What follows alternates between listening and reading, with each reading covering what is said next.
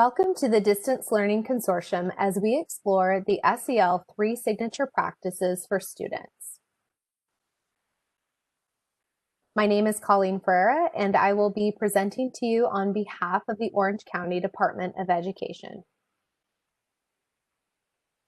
Our objectives today are to help give you an understanding of some of the foundations of social-emotional learning and the benefits to students. We also want you to learn how to create structures that foster belonging and engagement for students using the 3 signature practices. Let's begin with a welcoming activity. Please make a goal for yourself. What are you hoping to walk away with today? This could be something personally, professionally, or a goal that you have for your students. SEL is one of the 3 features in the domain of our California MTSS framework. Our focus today will be specifically looking at the universal supports within inclusive social-emotional instruction. This is CASEL's wheel of the 5 core competencies. CASEL stands for the Collaborative for Academic, Social, and Emotional Learning. And you can see there are 5 core competencies in the center of this wheel. If we look at the orange, we're looking at self-awareness and self-management. Those are the intrapersonal skills, the skills within oneself. If we look at the green for social awareness and relationship skills, those are the interpersonal skills, skills with others. And finally, responsible decision-making. Now, these competencies are interrelated and oftentimes operating simultaneously.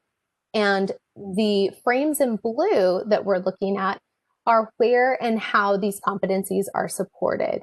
So these competencies are supported within classrooms, schools, families, and communities.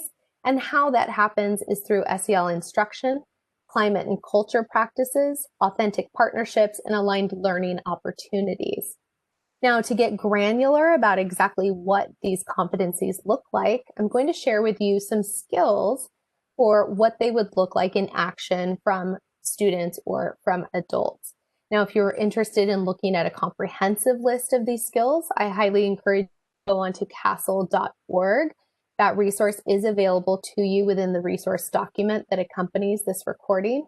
But for today's purposes, I will just show a few to you to give you a snapshot of what these would look like. So for self-awareness, we would be looking at students or adults being able to identify emotions, examining prejudices and biases, and having a growth mindset. For self-management, being able to manage one's emotions, but also setting personal and collective goals. For social awareness, taking others' perspectives, but also identifying diverse social norms, including unjust ones. For relationship skills, developing positive relationships, demonstrating cultural competence, and also standing up for the rights of others. And finally, responsible decision-making, being able to identify solutions for personal and social problems, while also demonstrating curiosity and open-mindedness. So again, this is just to give you a snapshot of what these competencies and their associated skills would look like. Now, research shows that there are not only short-term benefits, but long-lasting effects for students when SEL is implemented systemically, including more positive attitudes towards schools, stronger interpersonal skills, and college and career readiness for students. Inclusive SEL instruction and practices include 4 approaches that we can see in the green. Explicit SEL instruction includes freestanding lessons that explicitly teach SEL skills to students. This is recommended to be done through an evidence-based curriculum. Teacher instructional practices like cooperative learning and project-based learning, which support SEL skills. Integration with academics, which is being able to see how social emotional skills support academics and how academics support social emotional skills in all areas. And finally, organizational culture and climate strategies that indicate that SEL is a school-wide initiative and it provides a culture and climate that's conducive to learning within a school system. Now, most recently, the California Department of Education has identified distance learning principles that underscore the need for inclusive academic and social emotional instruction to be integrated into daily practices. The integration of academics and social emotional learning is our focus today to help support educators' understanding of their interdependency in supporting students' needs and outcomes. The 3 signature practices are one tool to help foster a supportive learning environment and embed SEL competencies. It's a way to integrate SEL into daily experiences for youth, and they're a snapshot of the many ongoing practices within a classroom or school community. It begins with a welcoming activity, followed by engaging practices and an optimistic closure. And today we're going to take a deeper dive into each one of these practices. First, a welcoming inclusion activity should be carefully chosen, connected to the content of the day, engaging, and be debriefed when it's appropriate to reflect on the connections of the specific SEL skills. The purpose is to build routine, provide students a sense of safety and belonging, set norms, and supports all student voices. Some examples that educators can use each morning would be to smile warmly and greet each student by their preferred name, conduct whole greeting activities, and finally, conduct class meetings. Next, throughout the day, educators should integrate engaging practices that offer students opportunities to practice SEL skills. It helps to foster relationships, empowerment, and collaboration. These practices intentionally build students' SEL skills, and it allows spaces for educators to authentically praise these skills throughout the day. They can be any combination of explicit instruction, integrated academic practices, and teaching practices. And it's recommended that you want to balance these interactive opportunities with reflective time. Some examples include opportunities for interaction, explicitly teaching SEL skills, turning to your partner, and mindful minute breaks. Finally, an optimistic closure allows for reflection with an intentional closure. The word optimistic does not necessarily mean it needs to be positive or cheery, but it promotes an individual and shared understanding to create momentum toward the work ahead. It allows for reflection, it reinforces students' learning, it makes connections to the home and community, and allows students to look forward.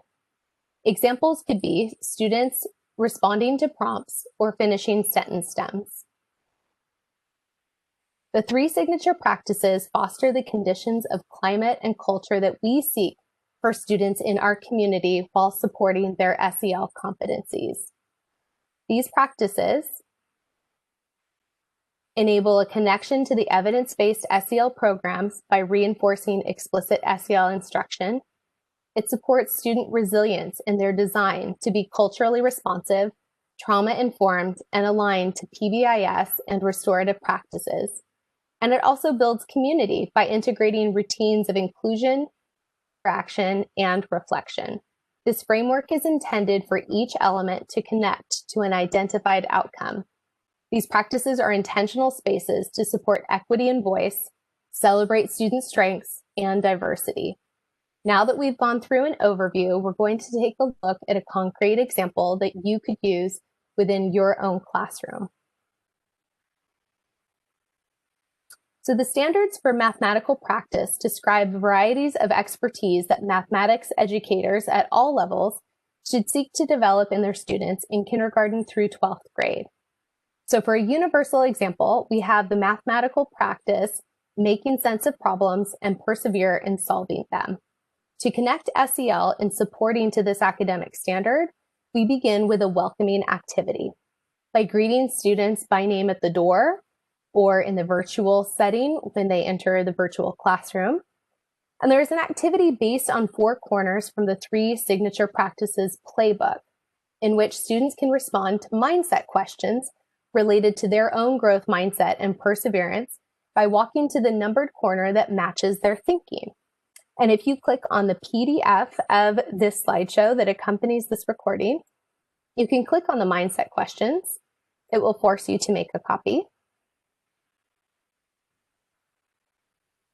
And then it explains step by step how to conduct this activity. You would pose 4 different mindset examples. It also has examples for how to modify this for a virtual setting, and that you can modify the wording depending on the student's age. And so you pose 4 different statements. The students think about their own mindset, and then they respond to that statement. Students will then meet in their like-minded groups to discuss, and then they share out whole group. For engaging practices, during academic content lessons, you can use 2 different activities, engaging with data and mindful minute. Engaging with data is an interactive activity, which again, you will click on the PDF of this slideshow. You will be able to, it will force you to make your own copy. And this is taken directly from the 3 practice playbook.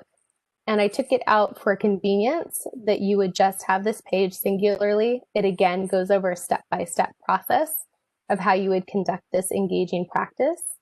And then a mindful minute, which is a reflective activity. Again, you click on that. It will force you to make a copy.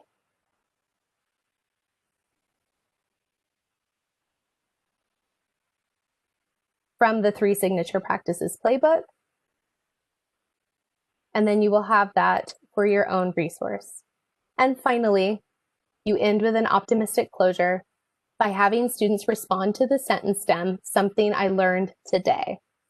All of these practices were intended to support the idea of perseverance and growth mindset.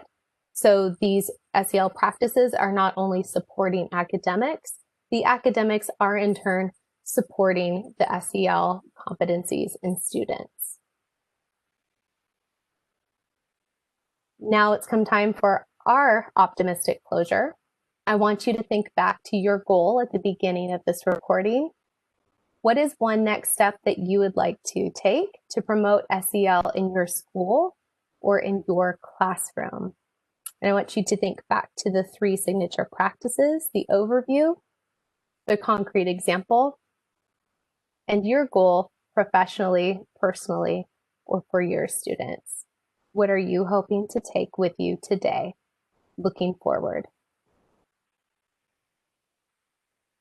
And on behalf of the California Collaborative for Educational Excellence and the Orange County Department of Education, I hope you've seen something that's moved you to action, shifted your thinking and how SEL and academics support one another, and you're looking forward to the next steps on your SEL journey. Thank you.